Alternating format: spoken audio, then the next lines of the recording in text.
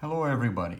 Today I just wanted to help you a little bit with your financial calculator and show you how you would compute typical compound interest problems with it. And we'll do both direct way, and also we will use this financial functionality of the calculator for a little bit more advanced computation with the calculator.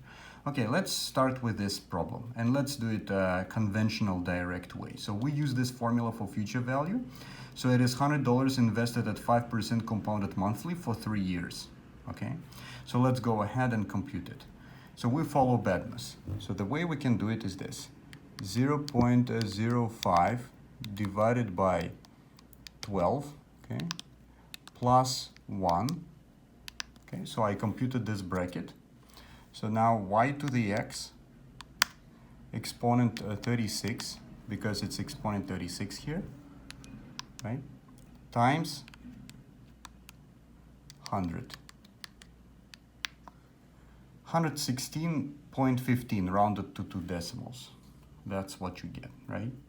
Now, just to let you know, you could also use memory of the calculator to compute this if this was complicated and this was complicated to compute to you somehow. So we can also use memory. How can we do it? 0.05 divided by 12, okay, equals this.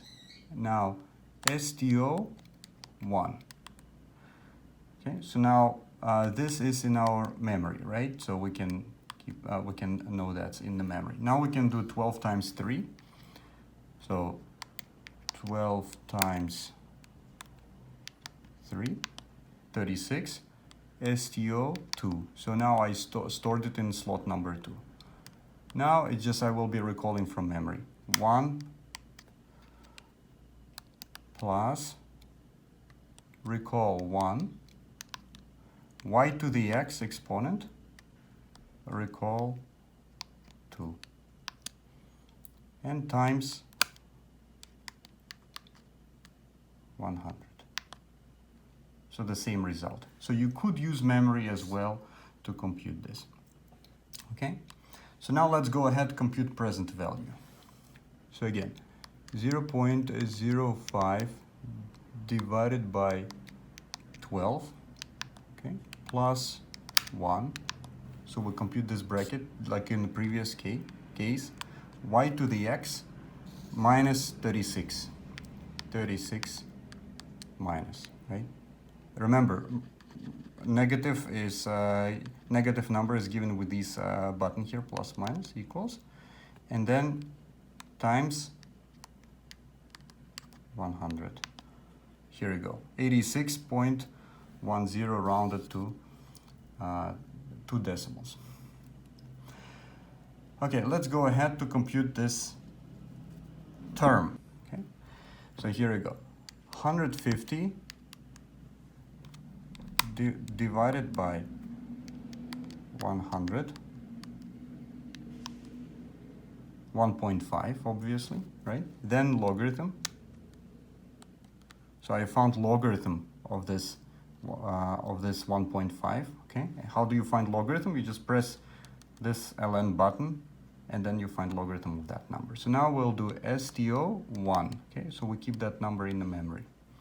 So now let's go ahead and compute logarithm of this second value here.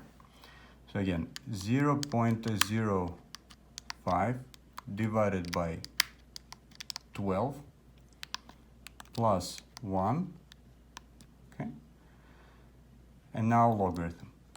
So I found logarithm now of this number, okay, and I'll do it STO 2. So I keep it now in the second slot of the memory.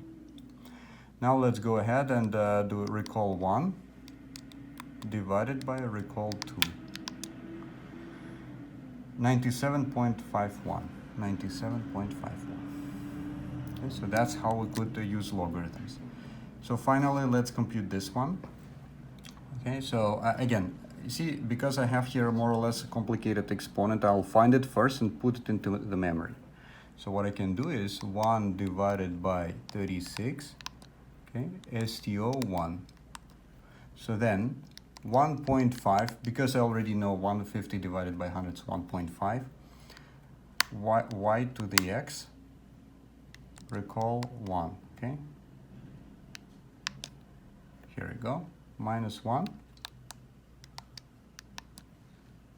So it's this value here, 0.01132 and so on. So now I need to multiply by 12. So here it's compounded monthly rate. So there are 12 months in a year. So in order to find nominal rate J, I will multiply this by 12. So multiply by 12. And I get 13.59%. Okay. So this is how we could use calculator for, in a conventional way. Now let's go ahead and compute the same problems with financial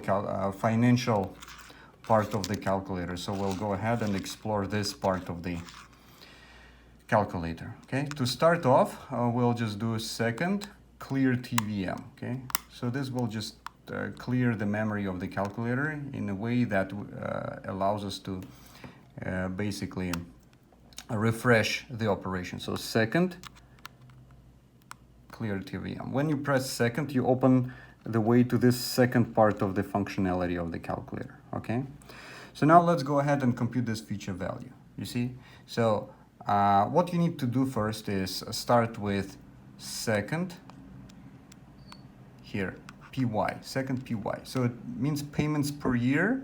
Okay, so you will learn more about that in annuities. So basically this part of the calculator is designed to compute for annuities, but it can be adopted for computing for regular investments. In this case, payments are going to be 0, okay? But because the rate is compounded monthly, so we want to make sure that P/Y is equal to 12.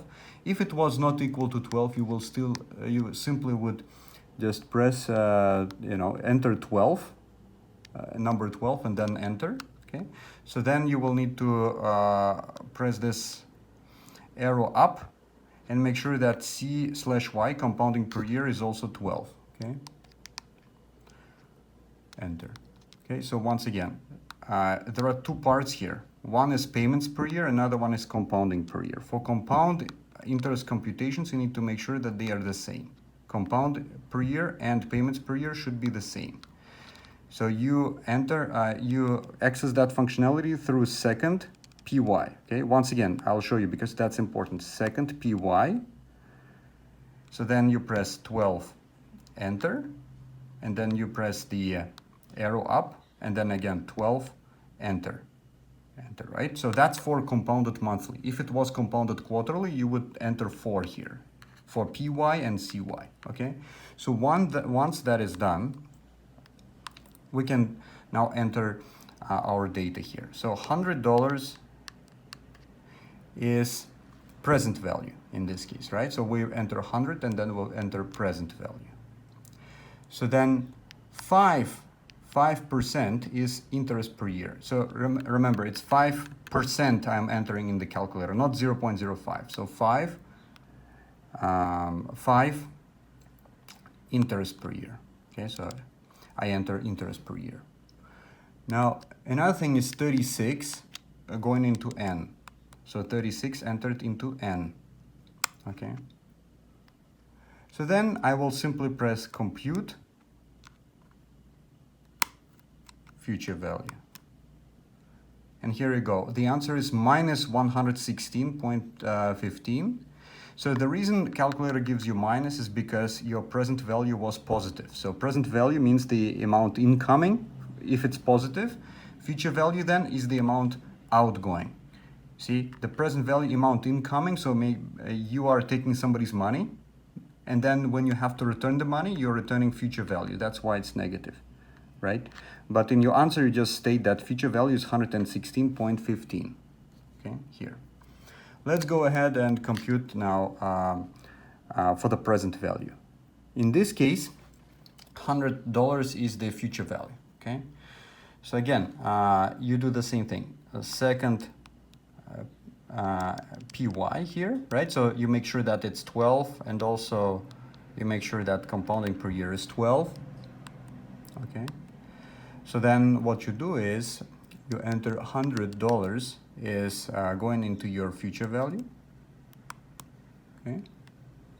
then 5 is going to your interest, 36 is going to your number of periods, and then compute present value. So you get 86, 10. For the next problem, it's very important to enter correct signs for the calculator to compute correctly. So let's go ahead and find term right now with the calculator. So we don't know the term. So again, you go to second IY, right? You set it up in terms of how the rate is compounded. Is it monthly compounded? Is it quarterly compounded? Whatever. Once again, for monthly compounded, it will be 12. PY is 12 and CY is 12. For quarterly compounded, it's going to be 4, both of them, PY and CY. Okay, so now you will basically, in order to compute N, you will need to enter present value, which is 100. Okay, but then I will use negative sign here, and I need to enter present value as negative amount.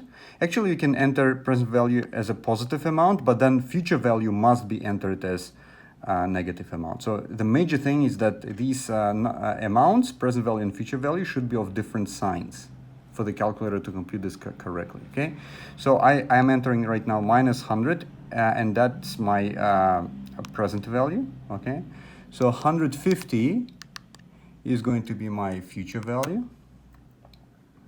Okay, so 150 is future value. So 5% is my rate. So 5 IY is my rate. So this time I need to compute N, right? So compute number of periods, 97.51. 97.51, okay? All right, so now we go ahead to compute rate. Again, I need to make sure that the signs are different. So 100 minus, that's going to be my present value. 150 is going to be my future value. Okay. So then I need also, now I need to enter 36 as my number of periods. In this case, I know my number of periods, 36 N. Okay, so that's 36 number of periods. Okay, and then I will do compute IY, right? So it gives me 13.59. Right away, it gives me nominal rate, 13.59, right? So right away, the calculator gives me nominal rate. Okay. Now, I also need to mention to you that this process is designed for annuities. I didn't tell you in the beginning, but in order to use this process for regular investments under compound interest, you need to make sure that payment is set to 0, okay? So by default, when you start computing, payment is already set by 0 to 0, but to be safe, for all our computations that we did, you need to make sure that actually 0 is entered into the payment in all these computations under the compound rates. But when you actually calculate for annuities, you will be using this payment for annuities, but it's a separate story. Okay, for now you are not studying annuities, you are studying compound interest, and that's how you can use your calculator to achieve those computations. Now, what I just showed to you is not really the end of story. Your textbook actually shows you all instructions, and it shows you various problems with the calculator as well. And you need to basically study those examples in the textbook. But I just gave you this video for you to have a little bit of understanding how this calculator functionality can be used for the calculation of problems like that. Okay, thank you for your attention.